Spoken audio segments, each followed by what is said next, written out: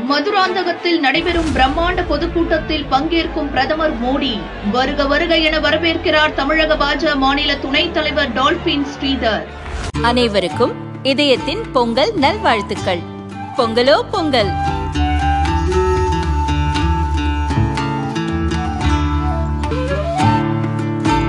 அனைவருக்கும் இதயம் மந்த்ராவின் பொங்கல் தின நல்வாழ்த்துக்கள்.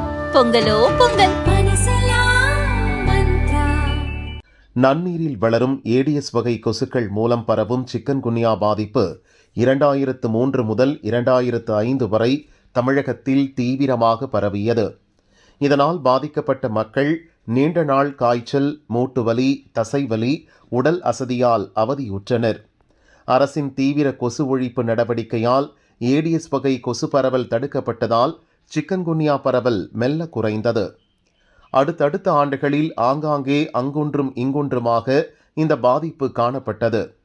ஆண்டுதோறும் கொசு ஒழிப்பு பணியாளர்களின் தீவிர நடவடிக்கைகளால் கொசு பரவல் கட்டுக்குள் இருந்ததே இதற்கு காரணமாக கூறப்பட்டது. இந்நிலையில் கடந்த ஆண்டு முதல் கொசு ஒழிப்பு பணியாளர்கள் உங்களுடன் ஸ்டாலின், நலம் காக்கும் ஸ்டாலின் திட்டங்களில் ஈடுபடுத்தப்பட்டனர். தொடர்ந்து வந்த எஸ்ஐஆர் பணிகளிலும் அவர்கள் ஈடுபட்டனர். இப்படி கொசு ஒழிப்பு பணியாளர்கள் தொடர்ந்து மாற்றுப் பணிகளில் ஈடுபடுத்தப்பட்டதால் கொசு ஒழிப்பு பணி சற்று தொய்வடைந்தது. இதன் காரணமாக சென்னை உட்பட மாநிலத்தின் பல்வேறு மாவட்டங்களில் கொசு உற்பத்தி பெருகி கொசுக்களால் ஏற்படும் நோய் பரவல் மீண்டும் தலையெடுக்க துவங்கியுள்ளது. தற்போது 20 ஆண்டுகளுக்கு பின் தமிழகத்தில் மீண்டும் சிக்கன்குன்யா பரவல் வேகம் அதிகரித்துள்ளது. இந்த பாதிப்புக்கு உள்ளாகி ஹாஸ்பிட்டலுக்கு வருவோர் எண்ணிக்கை அதிகரித்துள்ளது. மாநில அரசின் கொசு ஒழிப்பு பணி முடங்கியதே இதற்கு முக்கிய காரணம் என பல்வேறு தரப்பினரும் குற்றம் சாட்டியுள்ளனர். சிக்கன்குன்யாவால் ஏற்கனவே பாதிக்கப்பட்டோருக்கு அவர்களின் உடலில் நோய் எதிர்ப்பு சக்தி அதிகரித்திருக்கும். எனவே அவர்களுக்கு 40 ஆண்டுகளுக்கு அந்த பாதிப்பு ஏற்பட வாய்ப்பு மிக மிக குறைவு. ஏற்கனவே இந்த பாதிப்புக்கு ஆளாகாதோருக்கு தற்போது சிக்கன்குன்யா வருவதற்கு வாய்ப்புள்ளது என பொது சுகாதாரத்துறை நிபுணர் குழந்தைசாமி கூறினார்.